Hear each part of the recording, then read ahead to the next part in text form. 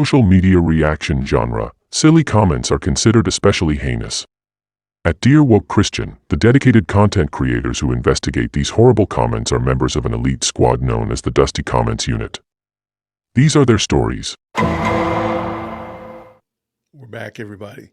Thanks so much for stopping by on today.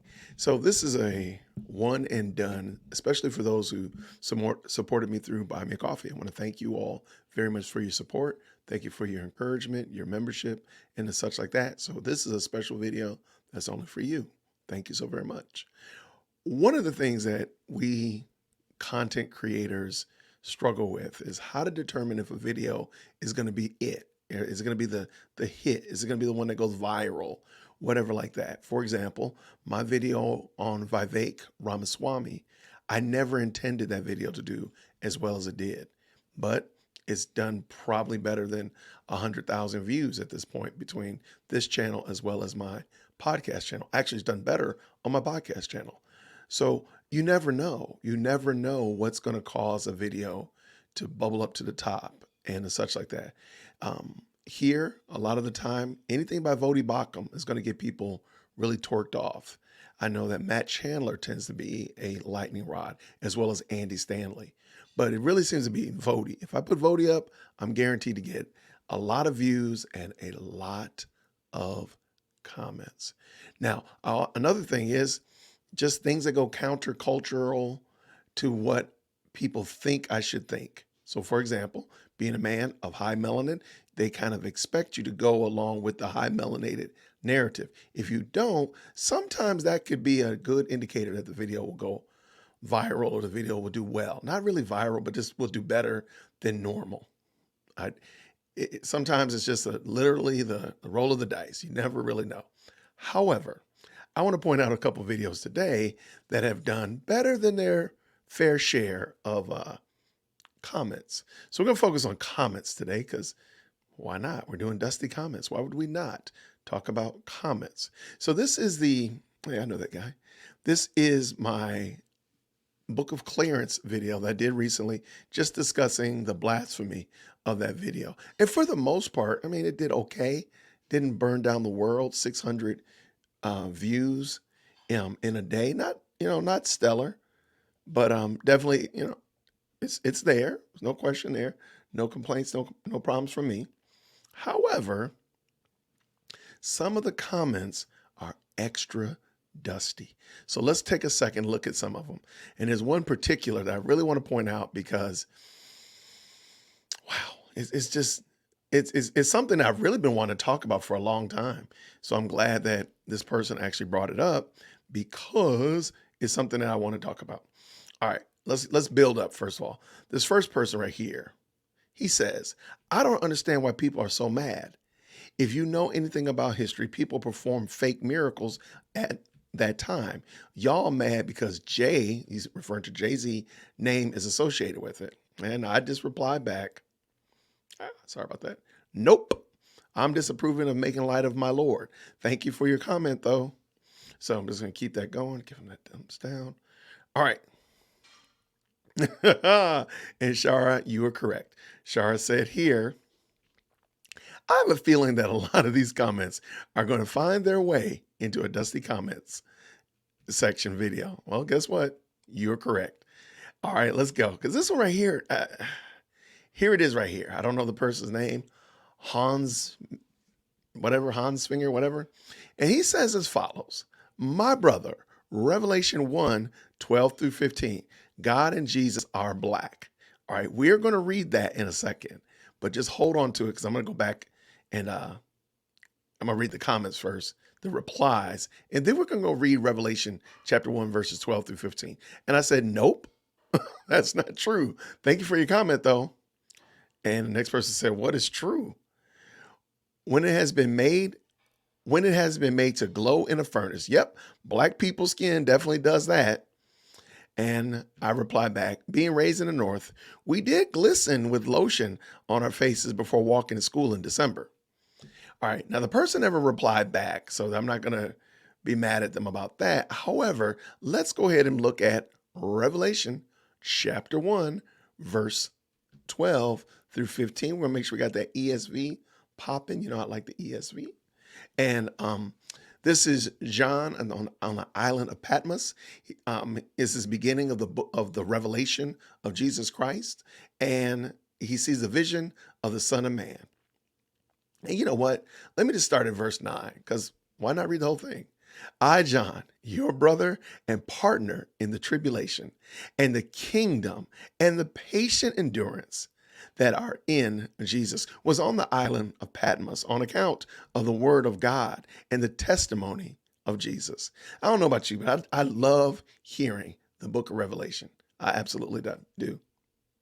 I was in the Spirit on the Lord's day, and I heard behind me a loud voice like a trumpet saying, write what you see in a book and send it to the seven churches, to Ephesus and to Smyrna and to Pergamum and to Thyatira and to Sardis and to Philadelphia and to Laodicea. Then I turned to see the voice that was speaking to me. And on turning, I saw seven golden lampstands, and in the midst of the lampstands, one like the Son of Man, clothed with a long robe and with a golden sash around his chest. The hairs of his head were white, like white wool, like snow. His eyes were like a flame of fire. His feet were like burnished bronze, refined in a furnace, and his voice was like the roar of many waters. And in his right hand, he held seven stars. From his mouth came a sharp two-edged sword, and his face was like the sun shining in full strength. All right, so here we go.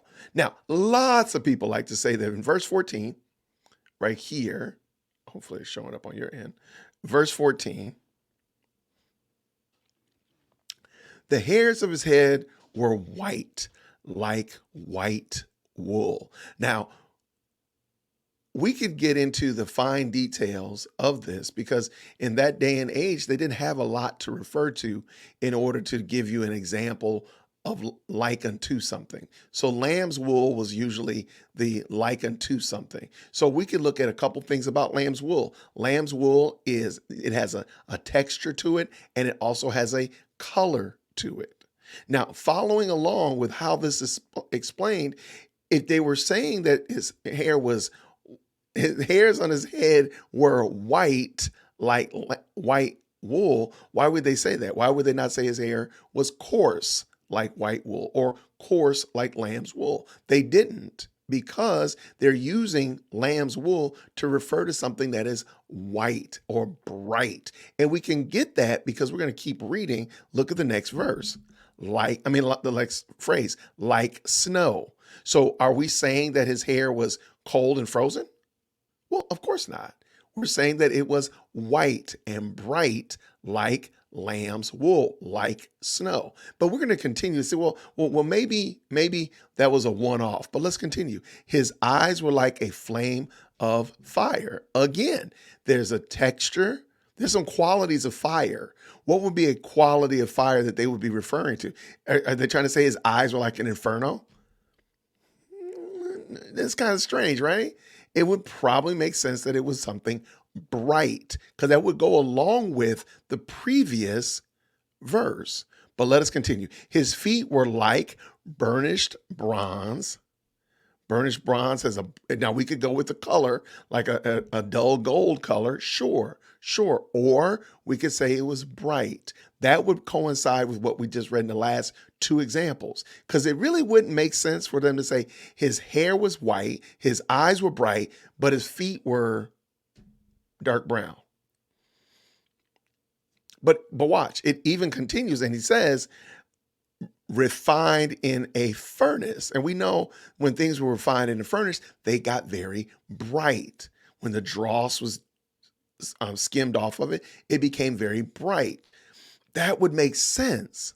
It doesn't make sense that they're referring to a kinky-haired, dark-skinned Middle Eastern man. That doesn't coincide with what they're saying. It doesn't make sense. So when we see people say these type of things like this, that Revelation 1:20 12 through 15 is talking about Jesus being black. No, it doesn't make sense. It doesn't. Second grade grammar would teach you something different because we're talking about like unto or a simile. We're not saying that it is exact one for one, pound for pound comparison. And that's just silly. So that one right there would get debunked pretty quick.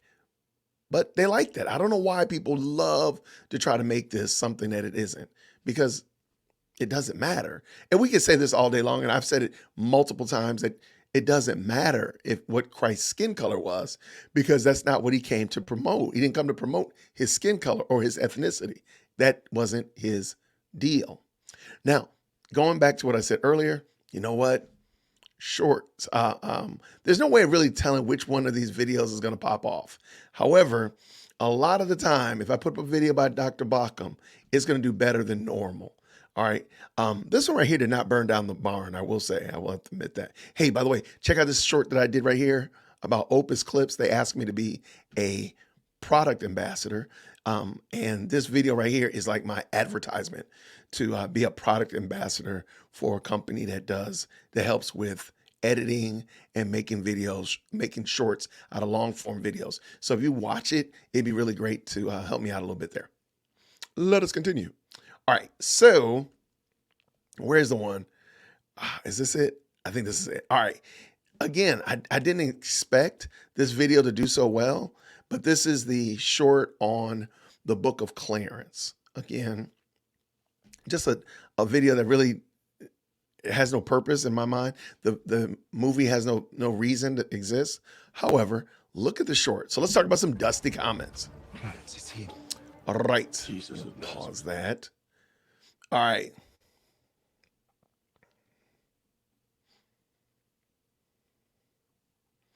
Did I miss this one? This is the wrong one, Jason. All right, so one and done. So I got to stick with it. Where is the unveiling the mystery?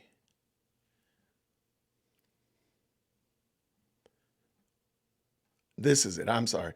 It is not the Clarence video. It's actually the video on Black Lives Matter, or whether or not today, ladies and gentlemen. Jesus would Watch all the way promote to the Black end Lives and let me know Matters. what you think about it. Leave me a comment down below. And if you leave me Stop talking over there. All right, here's one right here. There's like 3 or 4 of them in this one. And I don't know why, but these people have not replied back. So I don't know, do they feel uninvited? All right, so Dr. Bauckham is talking about why Black Lives Matter, Jesus wouldn't promote Black Lives Matters. All right, let's go. And this person says as follows: good for them to know better than to bring religion into such a powerful and important movement. What do you expect I think he's trying to say them to make it a Christian movement? What about the Black Muslims, Jehovah's Witnesses, Jews, or even Black atheists? See, this is why we know Christians are not just ignorant, but also selfish. It's a movement for Black lives, not Christian lives. And I just replied to him, you clearly don't know the situation at hand, but I do appreciate your comment. Give me a little thumbs down there. All right. Another one. I don't even know where this one came from. Calvinism is anti-church, anti-Christ. I said, you're inaccurate. You're wrong, but thank you for your comments. God bless you. All right, here's a good one right here. Black Lives Matter isn't even a thing anymore, except to Republicans who can't stop talking about it. Okay. God bless you for your comments. And one of the reasons why I don't leave long, detailed comments is because if they don't come back and I've spent my time typing away, it's just a waste in my mind. Now, the next one I believe it is, I actually have my answer actually saved on my computer because I've had this question before. Here it is right here. I've had this question before and I said, you know what? I'm actually going to save the answer. So here it is. BLM started as a 1,000,000-man march. Actually, then it became exclusively about Blacks. By the way, you Americans are throwing around the term Marxist, and yet clearly none of you understand what Marxism is. And I said, but I do understand what the term means, and I live in America. What's a Marxist fundamental view? And I said, and this is an answer that I made up from reading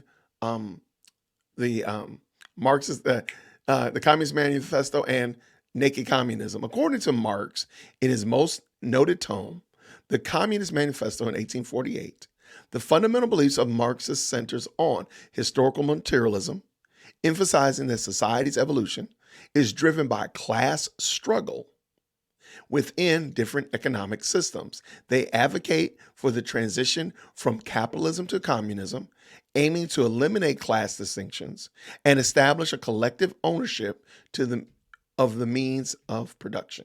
All right. And that was it. And notice again, the person didn't reply back. So I'm like, now. And I just said, now, since I've answered you, please do the same. What's the foundational belief of the Christian faith? Now, the reason I ask him what is the foundational belief of the Christian faith is I want to show, based upon my definition that I wrote of Marxism, how Christianity and Marxism butt heads left and right. And that was it. All right, that was the end of my dusty comments. But I hope you all enjoyed that. I hope it was something fun that you got a little bit of something out of.